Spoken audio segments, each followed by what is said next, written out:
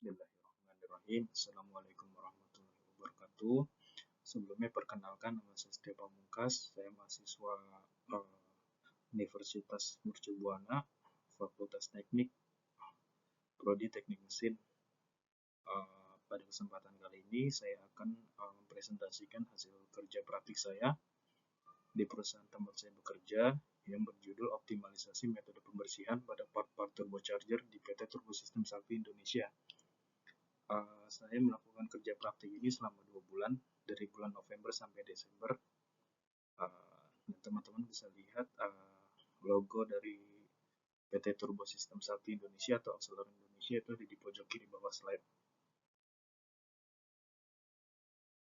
Oke, pertama-tama kita lihat dulu di bagian pendahuluan, yaitu ada latar belakang dan tujuan. Latar belakangnya adalah pembersihan part turbocharger penting untuk menjaga performa dan keandalan. Yang kedua, metode pembersihan sebelumnya memiliki kendala seperti durasi yang lama dan hasil kurang optimal.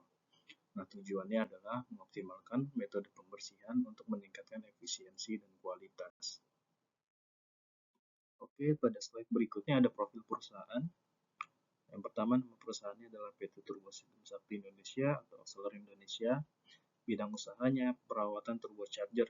Sebenarnya selain perawatan turbocharger, kita juga bisa menyuplai part-part dari turbo kita, yaitu turbo acceleron dan juga turbo non acceleron, yaitu dari maker lainnya.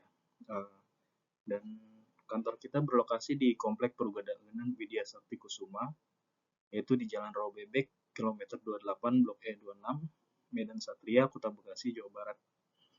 Fokus divisinya adalah perawatan part turbocharger dan pengembangan metode efisien.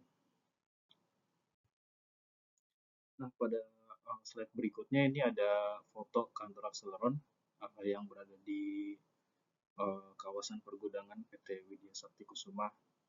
Pada lantai bawah itu ada workshop kami, di mana kami melakukan seluruh aktivitas dari mulai pembongkaran, pembersihan, inspeksi sampai pemasangan kembali. Dan di bagian atas ada office. Selanjutnya kita masuk ke masalah utama. Pertama, deskripsi kendala, yaitu metode pembersihan manual membutuhkan waktu lama. Yang kedua, hasil pembersihan tidak merata dan konsumsi bahan pembersih tinggi. Dampaknya adalah penundaan produksi dan biaya operasional meningkat. Oke, selanjutnya karena biasanya ketika turbocharger habis operasi dan waktunya overhaul, kotoran yang ada adalah bekas dari oil cook ya, seperti oli tipis yang mengeras akibat panas. Setelah itu juga ada karat dan minyak yang pastinya dari oli tersebut. Maka dari itu teknik yang digunakan adalah pembersihan menggunakan mesin otomatis dengan media abrasif seperti mesin sunblast ya. Selanjutnya pembersihan menggunakan cairan pembersih dengan kandungan surfaktan, yaitu untuk mengangkat noda-noda karat pada besi. Dan juga sebenarnya tidak semua part bisa dibersihkan dengan pembersih yang memiliki kandungan surfaktan, karena beberapa part turbocharger juga ada yang terbuat dari aluminium dan campuran kuningan. Selanjutnya penyesuaian parameter seperti tekanan, suhu, dan durasi. Langkah implementasinya adalah studi literatur dan analisis metode sebelumnya, pemilihan alat dan bahan pembersih, dan uji coba dan evaluasi hasil. Nah, pada contoh slide selanjutnya ini ada contoh part-part turbocharger. Seperti yang saya bilang tadi, tidak semua part turbocharger terbuat dari besi ya. Ada juga yang terbuat dari aluminium seperti yang terlihat pada bagian kiri slide. Itu ada part turbocharger yang terbuat dari aluminium, yang dimana kalau kita bersihkan menggunakan cairan pembersih yang memiliki kandungan surfaktan, dia akan cepat sekali abrasi dan dapat merusak komponen tersebut. Nah, pada bagian kanan ini adalah contoh part turbocharger yang terbuat dari besi ya.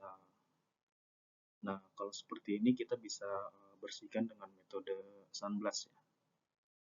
tentunya dengan mesin sandblasting kering. Selanjutnya pada slide ini teman-teman bisa lihat contoh mesin sandblast kita menggunakan merek Sunmaster ya, yang kita gunakan untuk pembersihan part-part yang berbahan dasar besi ya, dari kotoran-kotoran hasil pembakaran, dan dimana biasanya sangat keras ya, dan akan membutuhkan waktu lama bila dibersihkan secara manual. Oke, pada slide selanjutnya kita bicara mengenai hasil dari perbandingan sebelum-sesudahnya. Durasi sebelumnya misalkan 30 menit, dan setelah optimalisasi itu bisa menjadi 15 menit. Hasil kebersihannya meningkat hingga 25%. Visualisasi data foto part sebelum dan sudah kebersihan ada di slide berikutnya. Oke, pada slide ini bisa dilihat ya, before after cleaning. Di sini saya mengambil contoh salah satu part turbocharger, yaitu bearing flange atau bearing housing ya. Bisa dilihat sebelumnya kerak-kerak yang menempel serta oli-oli bekas operasi. Ada sedikit oil cook juga. Ini setelah kita bersihkan menggunakan cairan pembersih dengan kandungan surfaktan ya. Bisa dilihat after cleaningnya itu sudah tidak ada sama sekali kotoran yang menempel. Dan bagian paling penting sebenarnya dalam proses cleaning ini adalah setelah menggunakan si cairan pembersih ini, karena dia kan bersifat chemical ya, dan kita harus benar-benar membersihkan sisa dari cairan tersebut, dan tidak cukup dengan air dan juga sabun. Begitu juga pengeringan, harusnya kita tambahkan dengan cairan seperti thinner agar kita yakin bahwa chemicalnya sudah benar-benar hilang dari part tersebut. Karena kalau tidak, kalau kita diamkan lama seminggu aja, pasti dia malah tambah berkarat gitu walaupun sudah bersih. Dan karat yang dibiarkan lama bisa merusak surface pada part tersebut, yang mana itu sangat penting ketika pemasangan atau operasi. Dan slide selanjutnya ini hasil bagian 2. Ditemukan bahwa efisiensinya menghemat bahan pembersih hingga 20% ya, dan menghemat waktu hingga 50%. Jadi dibandingkan manual akan lebih cepat part itu untuk dibersihkan. Oke, pada slide berikutnya ada keunggulan dan implikasi. Keunggulannya yaitu efisiensi waktu dan biaya seperti yang dijelaskan sebelumnya, hasil pembersihan yang lebih konsisten. Implikasinya adalah mengurangi downtime dan potensi diterapkan pada part lain. Oke, pada slide terakhir ada kesimpulan dan rekomendasi. Kesimpulannya adalah optimalisasi metode pembersihan berhasil meningkatkan efisiensi dan hasil lebih bersih dan merata. Rekomendasinya adalah mengintegrasikan metode ini secara penuh di semua lini, monitoring dan evaluasi rutin untuk penyempurnaan. Sebenarnya selain metode yang saya jelaskan tadi, saya sedang mengusahakan untuk metode pembersihan menggunakan ultrasonik ya, karena dinilai untuk bidang-bidang seperti turbocharger ini sudah sewayanya menggunakan teknologi tersebut agar lebih meningkatkan efisiensi lagi dan kebersihan part-part secara merata. Nah, itu tadi sekian presentasi dari saya mengenai hasil kerja praktik saya di PT Turbo System 1 Indonesia atau seluruh Indonesia. Kurang lebihnya saya ucapkan mohon maaf. Terima kasih atas perhatiannya, dan sampai jumpa di kesempatan yang lainnya.